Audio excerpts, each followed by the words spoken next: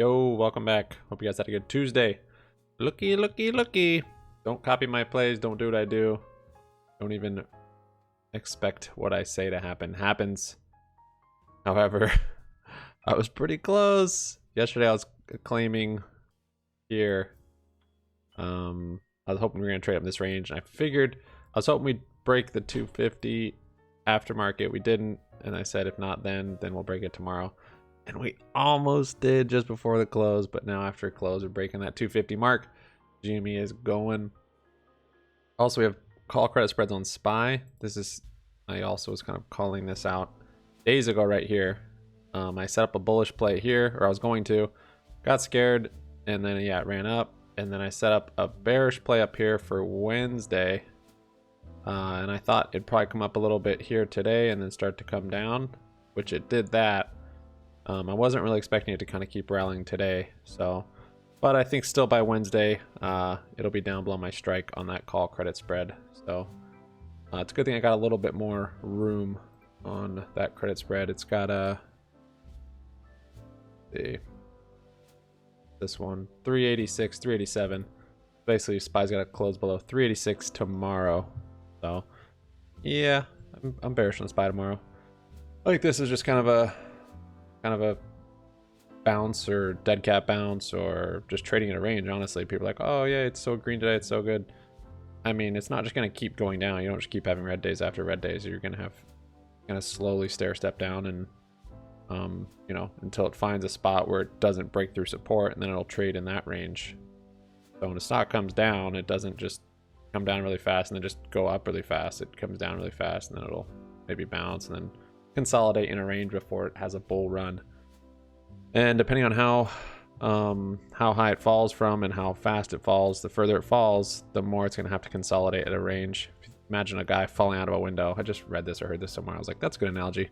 Imagine someone falling out of a window and someone like tripping off of a step. If you trip off a step, you might stumble a little bit and slow down and then start walking again because you're fine. But if you fall out of a window, you might like lay there for a bit and then start to crawl and then slowly get up and maybe limp, and you're not going to be running anytime soon. So depending on how fast and how hard you fall will kind of depend on your recovery. Typically it's not just going to have tons of velocity down and tons of velocity up. It'll be like that. So the SPY, this is a nice correction to me. This isn't too crazy. It's nice and smooth. So far we haven't seen just like plummeting prices on the overall market. And then a day like today's little recovery. Don't get fooled by it though. I was actually gonna make a bearish play on Tesla today, but got enough exposure to stuff, so I just left it alone. Huge rally on Tesla today, 20%. So that's nice on our long-term shares, but I think it's still bearish, even though this green kind of crossed over the 9 moving. Tesla was in oversold territory, which it hates to be. So it makes sense why it had a big rally today. And I think might trade in this range. Maybe this was the floor, 539. But I don't think it's just going to keep going green today. I think tomorrow, and I think it'll kind of settle down and may probably keep coming down or kind of stay in that range. And GME doing it. Set up some option plays on GME today. Let me just show you the chart here. If we kind of keep up this rate of climb, if you're into aviation, rate of climb, it'll be pretty crazy. I don't think we will. I think we'll either go faster or we'll go slower. So basically at this point we had this rate of climb, which was nice, steady, mellow, and that we could have held for a long time. But then this day was that Monday. Yeah, so Monday it really started coming up. Sprinkle in some DTCC news and then a little bit of Roaring Kitty. And here you go. At this rate, we're going to be really high by the end of the week, and we'll see. Maybe we will. So this would be, I think this would be Friday. Let's see, 12. Yeah. So if we stay with this rate, you can see the line I drew here. By Friday, we're going to be 400 or so. Not saying it's not possible. Yeah, it's crazy. So basically, I opened up some options for that. Let's see, where are they? So I have debit spreads. Open up debit spreads for next week. The problem is contracts are so expensive that it's really not a time to be buying contracts. And so you've got to have a serious, I have a serious conviction, but you're going to be blowing a lot of money if you're any bit wrong. With naked calls, basically. So we had these March 12th, which is this Friday, 800 calls, and this is just basically, basically just in case it squeezed this week, I didn't want to miss it. So, but even at this crazy rate of climb, it's still not fast enough, which is nuts. So at this crazy rate of climb, which is 40% a day, for the premium you pay on an $800 call, that's not fast enough. So yesterday, just to show you how options work, yesterday, the strike price was here, 180, 190. This 800 call was worth, and this is a good experiment for me because I'm learning about options more every day. I'm always learning the market, and just seeing how this one's value appreciates and depreciates is really interesting. This 800 call that I bought last week, on Monday, when the strike price of the stock was 185-ish, this thing was worth, the percentage gain on it was, I think the highest it was like 50% gain with 180 strike price. Now the strike price in the stock is $246. It's almost doubled, like 75% increase. And just that one day, just from that one day of time decay and it being so far out of the money, this thing's lost value. It's lost 70% of its value. So on this 800, it's not a huge deal. It's not a huge position. It's 277. So basically this is if it just squeezes. And so kind of what I'm expecting and what I'm seeing here on this chart is, and it might not happen this way, just based on my limited knowledge of how it's going to work with a short squeeze and why I don't think this is really a short squeeze yet. This could be setting up for one, but I don't think it's going to be a slow, and I say slow, this doesn't seem slow, but relatively speaking, I don't think it'll be a slow climb like this.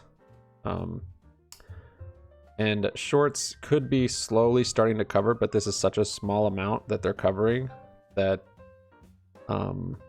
it's not going to make a dent. So I expect once they're actually trying to start cover, it's going to cause other hedge funds to start covering. Whoever's short, they're going to want to start quickly covering before the stock climbs. So even at this price at 250, I'm kind of surprised it hasn't really gone crazy yet. But that just shows kind of how high I potentially can go, because to me, they haven't really started covering the big positions. Because once they do, it's going to be a snowball and the thing's going to be halted going up, and just halted, just vertical. If we look back at different short squeeze charts, and this could be kind of the gamma squeeze going on. The option contracts last week, they expired in the money. Basically, they have to deliver those contracts, I think by Tuesday, maybe by Monday. So that could be part of the reason for this. There's also bullish sentiment. I mean, the DTCC, that's putting hedge funds, clearinghouses, whoever, against a wall to where if they're shorting stocks and they don't have the stocks, they better start buying them, or they're going to get the interest rates way higher. And otherwise, they're going to have to buy them just on the open market at whatever price it's at. So I think for those reasons, it's been very bullish as far as a squeeze. I don't think we're really seeing it yet, just with this rate of climb. This is great, and I think this will cause it, but I don't think this is it yet. And that will help you rationalize, basically. And for me, it's going to help me rationalize if we have a crazy down day, like where they do the short ladder attacks, halting going down. I'm not going to get spooked out at that point thinking, oh, the squeeze is over. That's the main reason why I even think about this stuff. Like, oh, what's it matter? Because to me, this is overvalued on fundamentals, no question, 250. If I had this in long term, or if I wanted to add this to the long term, I would wait till it came down. I don't know what a fair valuation is. No one does. Whatever someone's willing to pay for it. But I'm just saying this isn't the squeeze yet. So even if it comes way back down to $40 a share quickly, before it does a crazy squeeze, I'm not going to believe it. Basically, I'm not going to buy it. I'm going to say, I'm going to buy it, but I'm not going to buy into it. And I'm kind of hoping that happens just so I can get some more exposure. So if we have crazy ladder attacks and it's halted going down, and we have, it drops 50, 100, 200% share price, when it's been trading this way. I'm going to be buying more shares at the low, hopefully at the low, trying to trigger that, and trying to find some calls that are cheaper, that are naked. And then I'll be waiting for the squeeze. Then I'll be waiting.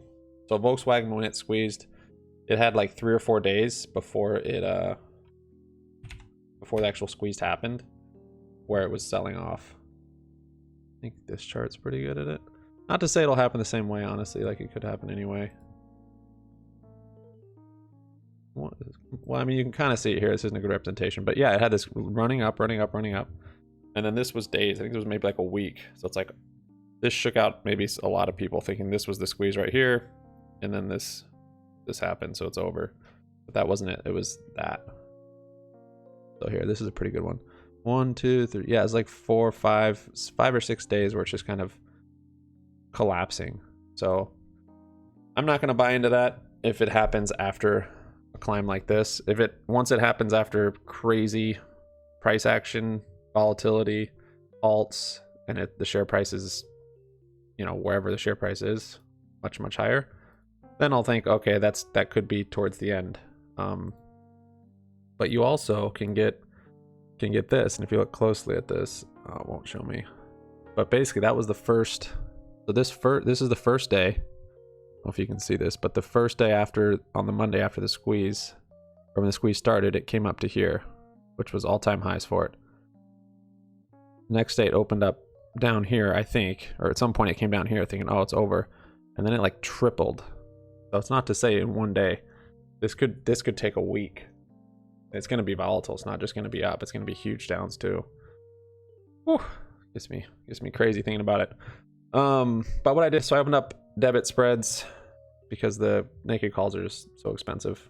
So if it has a huge drop, I'll be stoked. But just in case it doesn't, it just keeps climbing until it starts gaining momentum. I got some debit spreads for that. So that's this play right here. Basically, debit spread is buying calls and then selling calls further out of the money. So it makes it cheaper because you're collecting the premium from selling the calls. This cost me $330. It's nothing for a $10,000 upside. Probability, max profit, 0. Thanks, E-Trade. Thanks for looking out. Yeah, basically for this one, it's a 650, 640 debit spread. So by March 19th, GME has to be above 650. And then I'll be able to close this out for max profit. And max profit is just the difference in strike prices between 640 and 650, which is $10, and then I have 11 of them. So that's kind of how you get that. If I made it a wider spread, this chart wouldn't be so abrupt. This green line would be more gradual, but then it'd be more expensive. It wouldn't be as big of a chance of basically percentage gained. And then I've also got this put credit spread for this week for it to expire above 3075. We'll see what happens with this. This is a nice little gain of $3,000, risking 420 for that one. And then, like I said, this naked call, it's too far out of the money unless the velocity gets insane. This is just going to lose value, even with the strike price, the stock going up 20 to 30% a day. However, this 375 call, it's right borderline. It was up like 200% today. Stock price kind of settles down. This goes down, and now it's down to 127%. So this call is just far enough out of the money. I paid just enough premium to kind of just ride it. I'd prefer if it was a little bit closer to the money, just because yeah, it's you want your options to be climbing faster basically than the stock. Whew. But yeah, so we'll see. I think debit spreads is kind of what I'm going to be doing, and to kind of try and make it cheaper, and then if we have a big drop, get some more shares. This account though, yeah, so the shares on this account are killing it. This is really the play. If you don't already have a lot of exposure to naked calls, the play is holding shares, unless you're going to be doing spreads, which you can, but not doing spreads, the shares are just going to slowly climb up, it looks like. So that's legit. And you see here 24 shares are up $2,400 just on those shares, which is cool. And it's kind of what's floating our Robinhood right now. These 10 GameStop shares at $1,000. This is now almost 10% of our whole portfolio. because we're up 150% on this. And then we've got them on here, these 10 shares, and I think our cost on this is 137. We're up maybe 784, something like that. But yeah, that's kind of my plan with it. Like I said, so I was saying if we keep this, I don't think we're going to keep this rate of climb. I think it'll kind of settle and consolidate and then maybe keep going. Or I think this is a steep enough rate of climb to where shorts are going to start covering and we're going to start seeing crazy velocity going up. So that's kind of why those naked calls for the 800 strike I haven't sold, just in case we see that this week. Everyone's claiming the March 19th is kind of the quad witching and all that. So kind of try to get exposure to that. Hoping we would have like crazy ladder attacks to get a better entry, but I haven't seen it yet and don't know if it's going to happen. But yeah, so that's what we got going on with GME. So yeah, I figured out, shout out to whoever told me that. The power trade on E-Trade, it just doesn't like Chrome. So I opened it up in Microsoft Edge and it was working. I was like, no, I've got to get out of place. What do we do today? I sold a couple Rocket calls. Rocket had a bump today. I don't trust anything with Rocket right now just because ex-dividend date's over. Short float interest is probably still high, but I don't have conviction on it going crazy. So I'm gonna start scaling out of those. Here's our debit spread on GME. I sold a call on Airbnb just because I think the market, I'm still bearish on the market. I think there was a good bounce today and a good opportunity to buy puts or go short. And so that's kind of my reasoning for selling a call on Airbnb. Kind of following the market, and I think it'll keep coming down. But our long term, we're up a bunch today. That's because there was a big bounce. Rocket's up, Square's up, Tesla, I mean, crazy 20%. That's almost $1,000 on the shares just in that. A lot of these are up. And Kathy Wood was saying it's not just a bearish market, it's tech is cooling off and basically making room for value to have a bull market too. So it doesn't have to be necessarily one or the other. Growth just needs to settle down, so value has a play in here too. And it could be that to where they're both kind of going to be bullish. Today was definitely one of those days where they were both somewhat bullish. I still think there's more correcting that needs to be done, at least on the growth aspect of the stock market. But Rocket calls today on here did well. I sold, let's see, yeah, I sold one more for $236. Kind of on that bounce, around that bounce on Rocket. So that's nice. Keep getting out of those. And yeah. Follow us on Twitter at HappyMoneyYT. I was sharing our plays over here. Here's this debit spread. Retweeted Roaring Kitty. Like that. And yeah, kind of just keeping you up to date on here. And GME, it's looking strong. I mean, if it holds it might do just that. I mean, it's not like technical analysis, me saying it's not going to keep this rate of climb. It might. I'm just assuming that if you're short and it's just steadily climbing like that, you're going to start covering, which will make it climb much faster.